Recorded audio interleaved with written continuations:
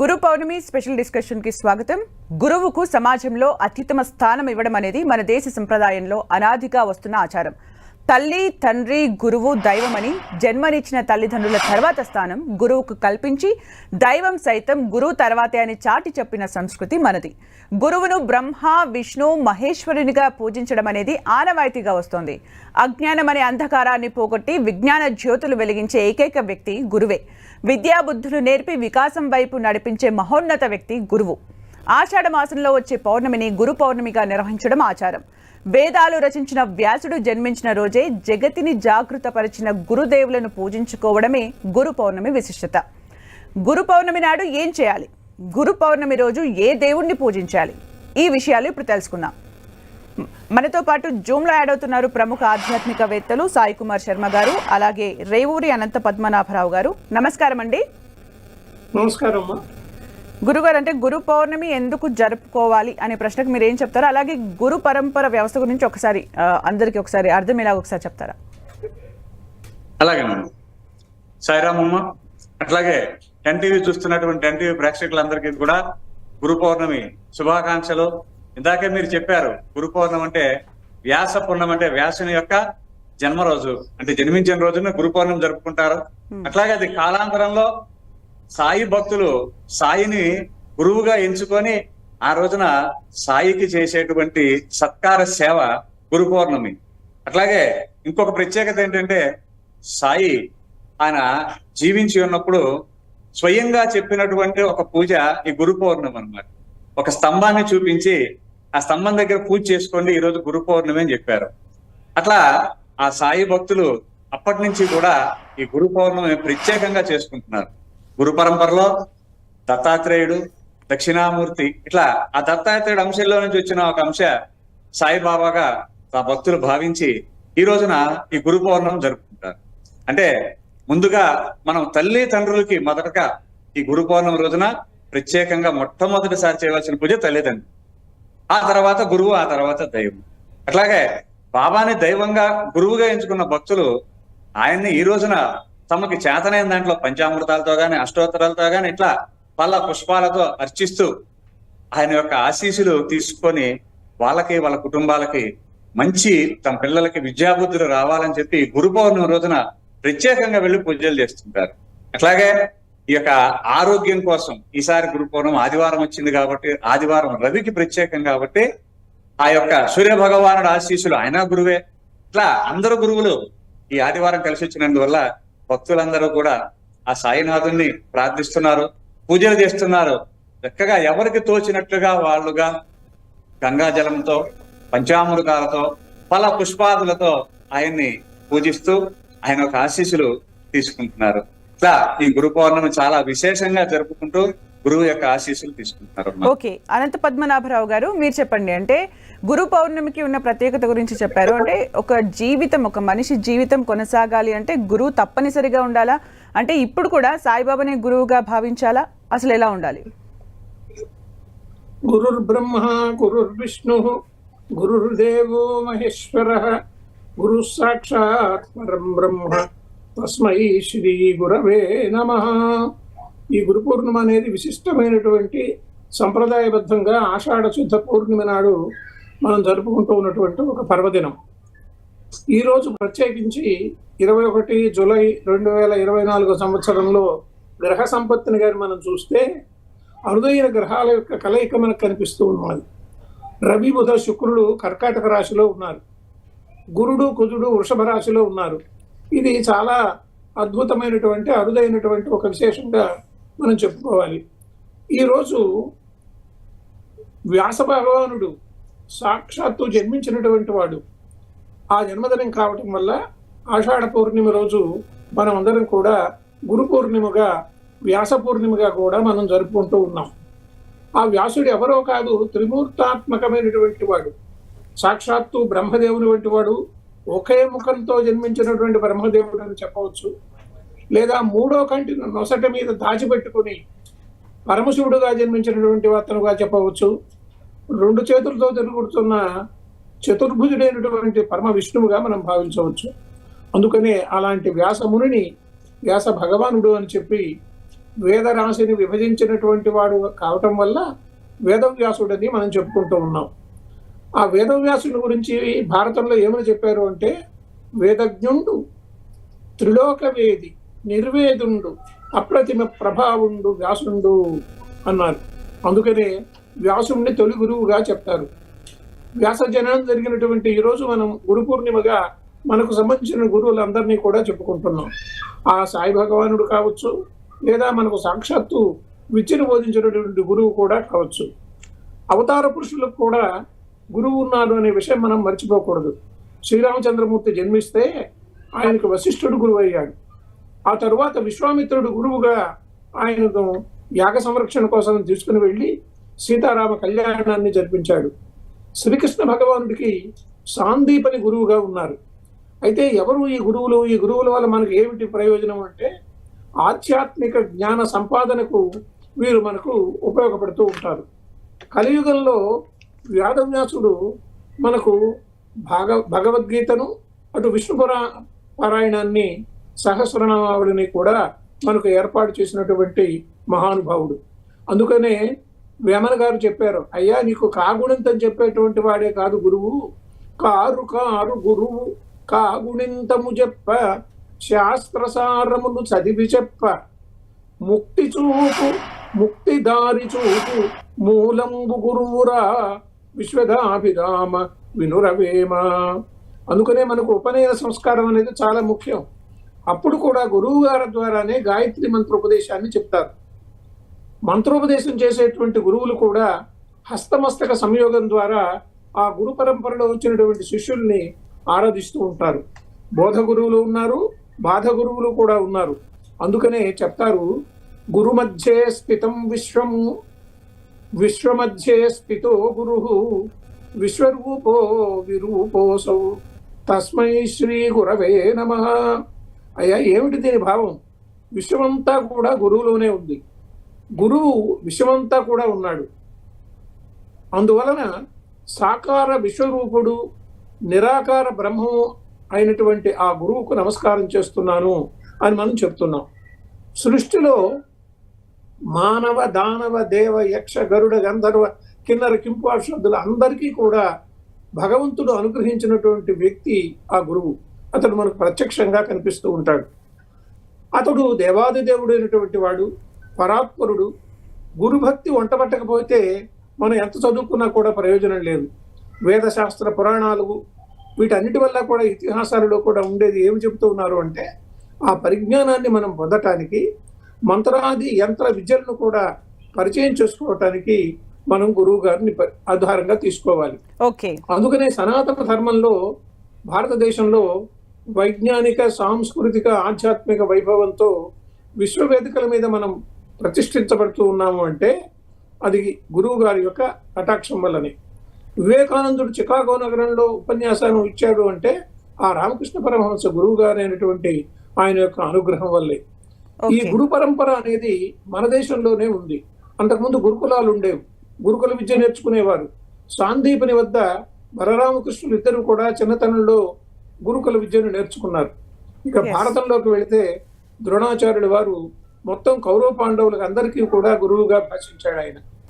అక్కడ రామాయణంలో వశిష్ఠ విశ్వామిత్రుడు, భారతంలో అయితే ద్రోణాచార్యుడు, భాగవతంలో అయితే సాందీపని, వీళ్ళందరూ కూడా ఆ గురు పరంపరకు సంబంధించినటువంటి వ్యక్తులు. ఆ తరువాతి కాలంలో ఆదిశంకరాచార్యుడు ఉద్భవించారు. ఆయన యావత్ భారతదేశం అంతా కూడా సంచరించి అనేకమైనటువంటి శిష్య పరంపరను తయారు చేసి 4 ప్రాంతాలలో కూడా 4 పీఠాలను నెలకొల్పి ఆయన మనకు ఒక వేదాంత పరిభాషను అందించినటువంటి వ్యక్తి అయ్యారు. అయితే ఈ గురువు గారి యొక్క లక్ష్యం ఏమిటి? ఆయన ఏం చేస్తారు అంటే, అజ్ఞానంలో కొట్టుమిట్టాడుతూ ఉన్నటువంటి శిష్యుడికి ఒక జ్ఞానము అనేటటువంటి శలాక ద్వారా అతనికి ఆ నేత్రాలు ప్రకాశింపజేస్తాడు అని చెప్పి మనకు ఒక వేద నిర్మితమైనటువంటి పాఠం ఉంది. అజ్ఞాన తిమిరాంధస్య జ్ఞానాంజన శలాకయా తస్మై గురవే నమః.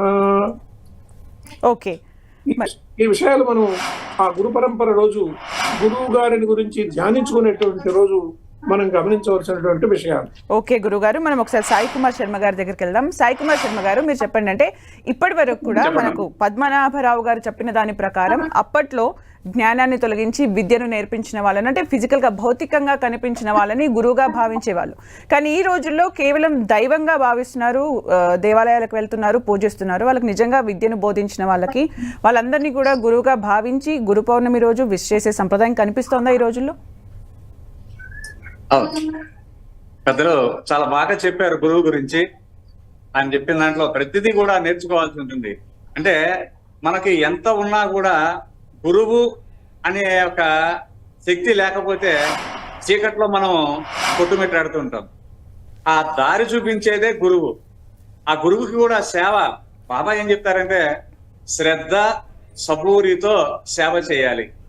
నేనే గొప్ప, నాకంటే ఎవరు సేవ చేయలేని అనుకుంటే గురువు అనుజ్ఞ దొరకదు. మనకు చాలా కథలు ఉన్నాయి.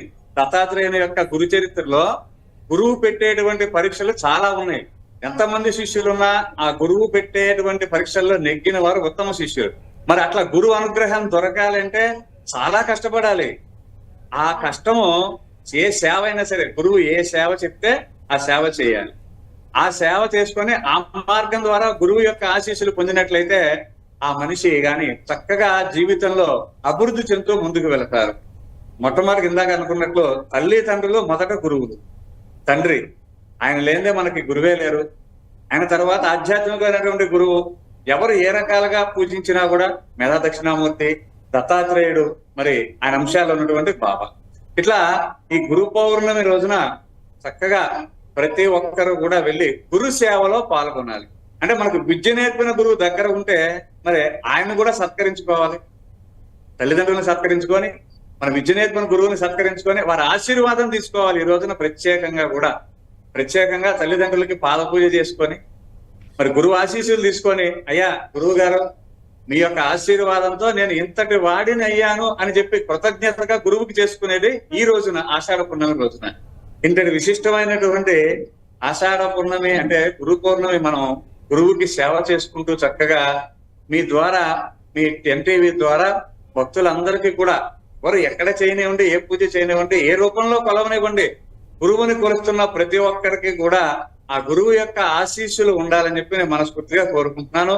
వారి కుటుంబ సభ్యులు ఇంకా అందరూ కూడా ఈ గురు పౌర్ణమి రోజున గురువుని సేవిస్తున్న ప్రతి వారు చక్కగా గురు ఆశీస్సులు తీసుకొని మంచి వృద్ధిలోకి రావాలి అనేది నా యొక్క కోరిక. నేను కూడా అట్లాగే చాలా మా దేవాలయంలో పూజలు చేసుకున్నాం. ఇవాళ పొద్దు నుంచి పంచామృతాలు, అభిషేకాలు, కలశ పూజలు అన్ని జరిగినాయి. సర్వే జన సుఖినో భవంతు అంటూ మేము ఈ రోజున గురు పౌర్ణమి కార్యక్రమం నిర్వహిస్తున్నాం. అట్లాగే మీ ద్వారా చక్కగా మాతో పెద్దవారితో కూడా ఆయన యొక్క వాక్కును వింటూ మేము ఆయన చెప్పింది చాలా అద్భుతంగా అనిపించింది. మీ ద్వారా, మా ద్వారా మేము భక్తులందరికీ చెప్పదలుచుకున్నది ఒకటే, గురువుని వినయంతో సేవ చేయండి. బాబా కూడా అదే చెప్తారు, గురువుకి వినయంతో సేవ చేయాలట. గురువుకి ఏం తెలుసు అని సేవ చేయకూడదు. ఎప్పుడు కూడా గురువుకి ఏమి తెలుసని సేవ చేయకుండా తనకి వచ్చిన కర్తవ్యాన్ని నెరవేరుస్తూ వెళ్ళటమే శిష్యుల లక్ష్యం. అట్లా కనుక మనం చేసుకున్నట్లయితే మన జన్మ సార్థకయ్యి గురువు యొక్క ఆశీస్సులు పొంది జీవితము చక్కగా అభివృద్ధిలోకి చెందుతుందని చెప్పి నా యొక్క నమ్మకం తల్లి. అలాగే పద్మనాభరావు గారు, మీరు చెప్పారంటే గురు పరంపర వ్యవస్థ అనేది మనం భారతదేశంలోనే చూసామని మీరు చెప్పారు. అంటే ఇప్పుడు విద్యా వ్యవస్థలో చాలా మార్పులు, అప్పుడున్న పరిస్థితులు ఇప్పుడు లేవు. అయితే ఈ గురు పరంపర వ్యవస్థ ఇప్పటికి కూడా కొనసాగుతుందని అనుకోవచ్చా?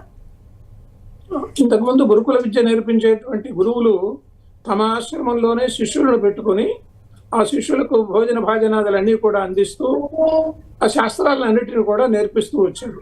ఈ ఆధునిక కాలంలో ఏవో యాగాలు చేస్తామని, మీకు యోగాలు కల్పిస్తామని చెప్పి ఒక భ్రమను కల్పించేటువంటి బాధక గురువులు కూడా వచ్చారు. అసలు ఈ గురువు అనేటువంటి పదంలోనే చాలా ఒక అందం ఉంది. గు అంటే అంధకారం, రు అంటే ఆ అజ్ఞాన నిరోధం కలిగించేటువంటి వ్యక్తి.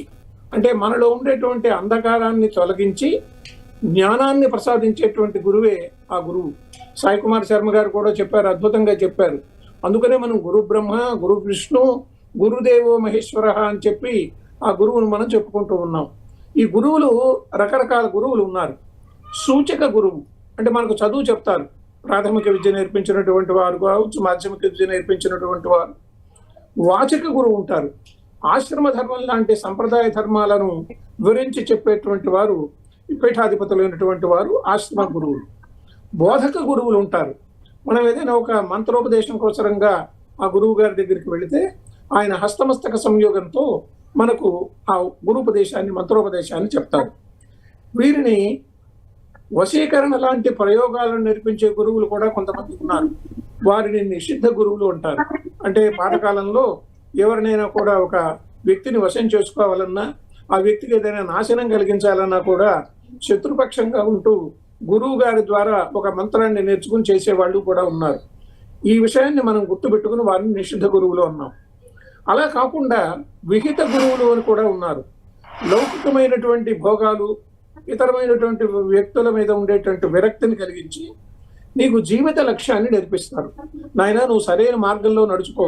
భగవద్గీతలో శ్రీకృష్ణ పరమాత్మ అర్జునుడికి చెప్పింది కూడా అదే. ఆ కురుక్షేత్ర యుద్ధ మధ్యంలో ఉన్నాడు, ఆయనకి ఏమీ తోచటం లేదు. ఆ విధమైనటువంటి సందర్భంలో ఆయనకు మానసిక వైక్లభ్యాన్ని తొలగించి యుద్ధ భూమికి సంసిద్ధం చేసినటువంటి వ్యక్తి ఆ పార్థసారథి అయినటువంటి కృష్ణుడు.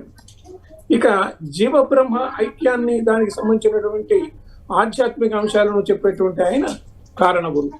కాబట్టి ఇన్ని రకాలైనటువంటి గురువులు మనకు దేశంలో, దేహంలో ఉండేటటువంటి అనేక రకమైనటువంటి కల్మషాలను పోగొట్టడానికి వారు పనిచేస్తూ ఉంటారు. కన్నతండ్రులు మనకు మొట్టమొదటి గురువులు. తల్లిగారు గురువు, ఆ తరువాతనే తండ్రి గారు, ఆ తరువాత జీవితాంతం మనకు తెలియని విషయాలు చెప్పినటువంటి గురువు ఆదర్శ పురుషుడుగా ఉంటారు. ఇప్పటికీ కూడా కొందరు ఎంతటి మహోన్నతమైనటువంటి గురు పరంపరలో శిష్యులుగా పెరిగినటువంటి వారైనా కూడా ఇదిగో ఫలాని ఆయన మా గురువు గారు అని చెప్పుకోవడం మనం వింటూ ఉన్నాం. అందుకని గురు పూజ మహోత్సవం చేస్తూ ఉన్నాం. ఈ గురు పూర్ణిమ రోజు అన్ని పాఠశాలల్లో కూడా గురు పూజ మహోత్సవం చేయవలసినటువంటి అవసరం ఉంది. అందుకనే చాలా పెద్ద పెద్ద ఉద్యోగాలను సంపాదించిన వారు, మంత్రి పదవులు పొందినటువంటి వారు కూడా గురువును ఒక మహోన్నతమైనటువంటి వ్యక్తిగా ఆరాధించేటువంటి మన సంప్రదాయం చూస్తూ ఉన్నాం. అసలు భారత కథ అంతా కూడా ఒక గురువు గారి వలనే జరిగిందేది చెప్తాను నేను. ద్రోణాచార్యుడు వారు తన కుమారుడికి పాలు లేవు అని చెప్పి ఒక ఆవునివ్వమని ద్రౌపదుడి దగ్గరికి వెళ్ళారు. వెళితే ఆ ద్రుపద మహారాజు అన్నాడు, నువ్వు నేను కలిసి చదువుకున్నా ఉంటున్నావు, ఇదేమిటయ్యా బొమ్మని చెప్పి తిరస్కారంగా మాట్లాడాడు. ఆయన దుఃఖభాగ్యుడై హస్తినాపురంలోకి ప్రవేశిస్తూ ఉన్నాడు. అక్కడ హస్తినాపురంలో ఒక బావి దగ్గర బంతి పడిపోతే కౌరవ పాండవులు చుట్టూ తిరుగుతూ దాన్ని ఎలా పైకి తీయాలో తెలియక వాళ్ళందరూ కూడా ఉన్నారు. అలాంటి సన్నివేశంలో హస్తినాపురంలోకి ప్రవేశించాడు ద్రోణాచార్యుల వారు. ఆయన అస్త్రశస్త్ర విద్యను నేర్చుకున్నటువంటి మహానుభావుడు. ఆయన బాణాలతో ఒక గొలుసులాగా తయారు చేసి ఆ బంతిని బయటికి తీశారు. ఆ పిల్లలు అద్భుతంగా చూశారు. ఇదేదో ఒక మంత్రోపదేశంలాగా, ఒక మంత్రశక్తితో, ఒక మ్యాజిక్ లాగా ఉన్నది అని చెప్పి వాళ్ళు అనుకున్నారు. వాళ్ళ భీష్ముడి దగ్గరికి వెళ్ళి తాతగారి దగ్గర చెప్పారు, ఇదేమిటి ఇది, మా గురువు గారు ఇలా చేశారు అంటే ఆయన వెంటనే కౌరవ పాండవులు 105 మందికి కూడా గురువుగా ఉండమని చెప్పి ద్రోణాచార్యుల్ని నియమించారు. అందరికీ కూడా ప్రత్యేకించి అర్జునుడికి ఆ గురు శిష్య సంప్రదాయంలో అస్త్రశస్త్ర విద్యలన్నిటినీ కూడా నేర్పించి కురుక్షేత్ర యుద్ధానికి తయారు చేశాడు. అయితే చాలా మంది చెప్తూ ఉంటారు, గురువు గారు పక్షపాతంగా వ్యవహరించారా, ఏకలవ్యుడి యొక్క బొటనవేలు కోరటం ఏమిటి అని చెప్పి. అది మనకు చర్చనీయాంశమైనటువంటి అంశం కాదు. అర్జునుడికి రాత్రిపూట కూడా యుద్ధం చేసేదానికి, బాణసంధానం చేసేదానికి కావాల్సినటువంటి శక్తియుక్తుల్ని ప్రసాదించాడు ద్రోణాచార్యుల వారు. అందరికీ అస్త్రశస్త్ర విద్యలన్నీ కూడా అయిపోయిన తర్వాత మనం కాన్వకేషన్ అంటాం, స్నాతకోత్సవం. అలాంటి స్నాతకోత్సవంలో గురువు గారికి అందరూ కూడా గురుదక్షిణ ఏమి ఇవ్వమంటారు అని అడిగారు. అడిగారు, ఒకటే అడిగాడు, నాకేం లేదు, ద్రుపదుడిని పట్టి తీసుకురండి అన్నారు. ఆయన చంపమని చెప్పి అనలేదు. ఎందుకు, నన్ను అవమానించాడు కాబట్టి అతన్ని తీసుకురమ్మంటే మిగిలిన వాళ్ళందరికన్నా కూడా అర్జునుడు వెళ్ళాడు. అర్జునుడు వెళ్ళి తీసుకొచ్చి కట్టి రథం మీద నిలబెట్టి ఆ ద్రోణాచార్యుడు ముందర కూర్చోబెట్టాడు. ఆ ద్రోణాచార్యుడు అన్నాడు, ఇది ఎవరయ్యా, ద్రుపద మహారాజులే అంటే వెటకారంగా అన్నాడు అనమాట. ఎవరయ్యా ఈయన, ద్రుపద మహారాజులా అంటే నువ్వెవరవయ్యా అన్నట్టుగా అనేటప్పటికీ ఆయనకు చాలా విచారం కలిగి అర్జునుని వివాహం చేసుకునేటువంటి ద్రౌపదిని, ద్రోణాచార్యుడిని సంహరించేటువంటి కుమారుణ్ణి కూడా కావాలని యాగం చేశాడు. కాబట్టి భారత కథ మొత్తం కూడా ఈ గురువు గారి చుట్టూ తిరుగుతున్నది. గురువు గారి కొన్ని చుట్టే రామాయణం తిరుగుతుంది. ఓకే అంటే విశ్వ ఓకే గురువు గారు చెప్పమ్మా. ఓకే అంటే గురువు గారి చుట్టే తిరుగుతుంది అనేది అంటే మొత్తం ఆ స్టోరీకి కూడా గురువు ఎంత ఇంపార్టెంటో గురు ద్వారానే జరిగిందనే ఒక చక్కటి విషయాన్ని ఈరోజు మీరు తెలియజేశారు. సాయి కుమార్ శర్మ గారు, ఫైనల్ గా మీరు ఒకసారి చెప్పండి. అంటే ఈ మధ్య కాలంలో మనం ఒక సంప్రదాయాన్ని చూస్తున్నాం, అంటే గిరి ప్రదక్షిణ కూడా ప్రత్యేకంగా చేస్తూ ఉన్నారు గురు పౌర్ణమి నాడు. దాని గురించి షార్ట్ అండ్ స్వీట్ గా ఒక 1 minute లో చెప్పరా? గిరి ప్రదక్షిణ ఇప్పుడు చక్కగా అరుణాచలంలో గురువుకు ప్రదర్శన చేసేట్టుగా చేస్తున్నారు. గిరి ప్రదక్షిణ గురించి చెప్పాలంటే ఒక్క మాటలో చెప్పేది కాదు, కానీ ఈ పౌర్ణమి సమయ భావన ప్రకారం మీరు చెప్పాల్సినటువంటి శక్తి ఉంది అక్కడ. అక్కడి నుంచి అక్కడ కూడా ఆయన గురువే, అరుణాచలేశ్వరుడు కూడా గురువే. పౌర్ణమి పూట గిరి ప్రదక్షిణం చేస్తూ, అంటే ప్రదక్షిణం చేసేటప్పుడు మనలో ఉన్నటువంటి శ్రద్ధని బయటికి తీసి అక్కడ ఉన్నటువంటి గురువు మీద పెట్టి ఆ ప్రదక్షిణం చేస్తే దాని ఫలితం వస్తుంది చక్కగా. లేకుండా మామూలుగా మనం ఊరికనే గబగబా తిరిగేస్తే దాని ఉపయోగం లేదు. అంతటి గిరి ప్రదక్షిణం గొప్పతనం మరి ఒక్క మాటలో వర్ణించాలని చాలా కనబడుతుంది. అయినా కూడా ఈ గురు పౌర్ణమి సమయంలో మనం ఒకసారి చక్కగా మీ ద్వారా అరుణాచలేశ్వరుని కూడా స్మరించుకుంటున్నందుకు మాకు చాలా సంతోషంగా ఉంది మీ ద్వారా. అట్లాగే పెద్దలు ఇందాక మహాభారతం కథ చక్కగా చెప్పారు. ఏదైనా సరే గురువు లేకుండా మనం ఏది సాధించలేమమ్మా. ఈ గురువు యొక్క ఆశీస్సులు ఉన్నట్లయితే అన్ని పనుల్లో జయము కలుగుతుంది. అది నేను చెప్పదలుచుకున్నాను. థ్యాంక్ యూ సో మచ్ అండి సాయి కుమార్ శర్మ గారు, అనంత పద్మనాభరావు గారు, మీ సమయాన్ని కేటాయించి గురు పౌర్ణమి విశిష్టతను తెలియజేసినందుకు థ్యాంక్ యూ సో మచ్ అండి. చూశారు కదండి, గురు బ్రహ్మ, గురు విష్ణు, గురుదైవం మహేశ్వర. గురువును దైవంతో సమానంగా చూసే సంప్రదాయం అనేది ఈరోజు ప్రత్యేకంగా గురువులు కూడా దగ్గరగా ఉంటే వాళ్ళని వెళ్ళి ఒకసారి అప్రిషియేట్ చేయాలని కూడా చెప్తూ ఉన్నారు. ఇది వాళ్ళ స్పెషల్ డిస్కషన్. Stay tuned.